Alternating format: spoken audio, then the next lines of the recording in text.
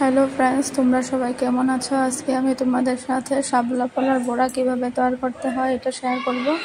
শাপলাগুলো আমি ধুয়ে কেটে নিচ্ছি। এখানে আতপ চাল পেস্ট করে নিচ্ছি, কালো জিরা, নুন, হলুদ, লঙ্কার গুঁড়ো, জিরার গুঁড়ো, অল্প জল দিয়ে বাটারটা গুলে নেব।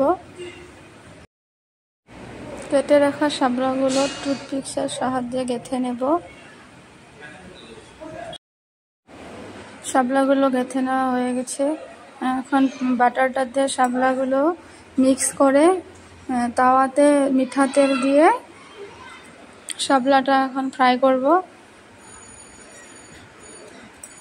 ফ্রাই করা কীরকমভাবে ফ্রাই করছি দেখেন, একদম স্টিমটা লো ফ্লেমে দিয়ে ভেজে নেব। শাপলার বড়াটা ভেজে নেওয়া হয়ে গেছে। এইভাবে শাপলার বড়া করে খাবেন, অনেক টেস্টি হয় খেতে। এখন আমি আপনাদের সাথে পেয়ারা মাখা শেয়ার করব। পেয়ারাগুলো ভালো মতো জল দিয়ে ধুয়ে নিয়েছি। পেয়ারাগুলো এখন আমি কেটে নেব। কিভাবে কাটছি দেখবেন।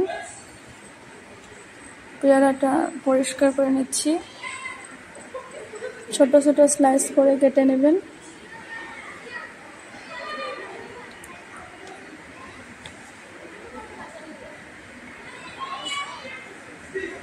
পেয়ারার সাথে লেবু পাতা, কাঁচা লঙ্কাও কেটে নেবেন।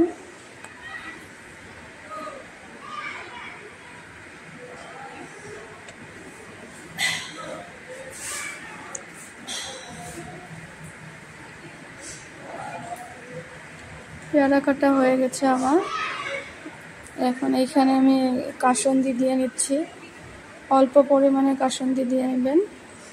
তো লেবু পাতা, কুচি করে রাখা কাঁচা লঙ্কা দিবেন, নুন দিয়ে নিচ্ছি,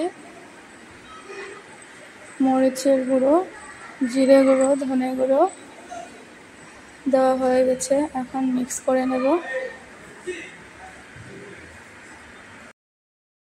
মিক্স করা হয়ে গেছে, পেয়ারা মাখা কমপ্লিট। এভাবে পেয়ারা মাখা করে খাবেন, খেতে অনেক টেস্টি হয়।